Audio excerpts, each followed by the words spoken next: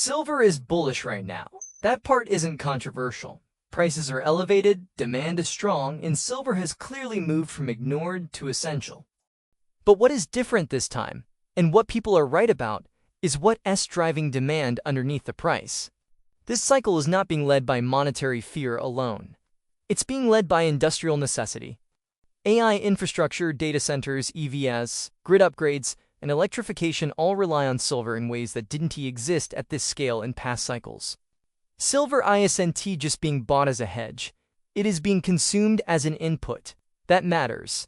Because unlike financial demand, industrial demand doesn't disappear when sentiment shifts. It doesn't sell into rallies. It doesn't panic on pullbacks. Once silver is used, it's gone. At the same time, supply hasn't adapted. Most silver is still produced as a byproduct. That means higher prices don't automatically translate into higher output. You don't just turn on new silver supply in response to demand from AI or EV manufacturing. So yes, structurally, this cycle is different. But here's the part people skip. Even when demand is real and persistent, price is still set at the margin. And in silver, that margin is the futures market. Silver still trades through leverage, positioning, and liquidity. Industrial users influence the long-term floor, but short-term price behavior is still dominated by financial flows. That's why even in a structurally tight market, corrections can still happen. Not because demand vanished, but because positioning got ahead of itself. This is especially important right now because some of the strongest demand drivers don't respond to price at all. AI infrastructure doesn't slow down because silver pulled back. EV production doesn't pause because futures liquidated. Grid investment doesn't reverse because sentiment cooled. Those forces keep pulling silver out of the system quietly, regardless of what price does in the short term. At the same time, there are growing constraints around how silver moves globally. China's role has changed. Silver is no longer just a freely flowing commodity responding to Western investor cycles.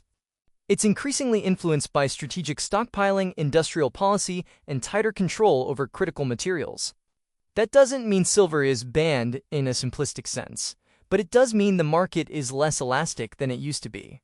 Less elastic supply plus non-price-sensitive demand changes the long-term equation, but it does not remove volatility. In fact, it can increase it.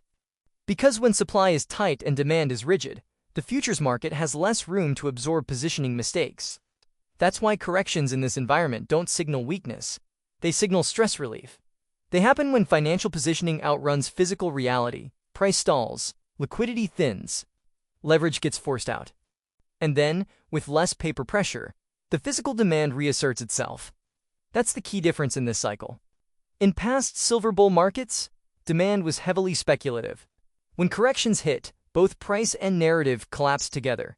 In this cycle, demand doesn't disappear just because price corrects. So corrections don't reset the story. They reset the structure. That's why it is possible and logical for silver to be structurally bullish and tactically volatile at the same time. If you expect silver to move smoothly because demand is strong, you'll misread the market.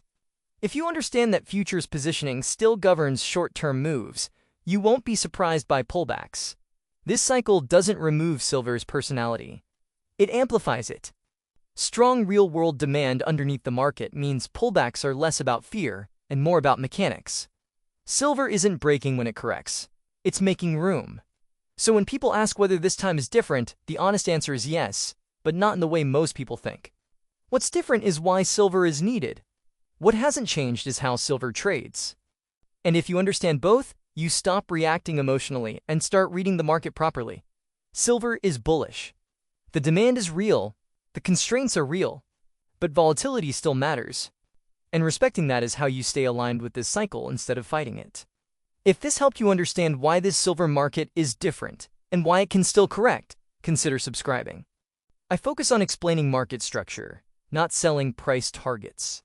Because in a cycle like this, understanding how price forms matters more than guessing where it goes next.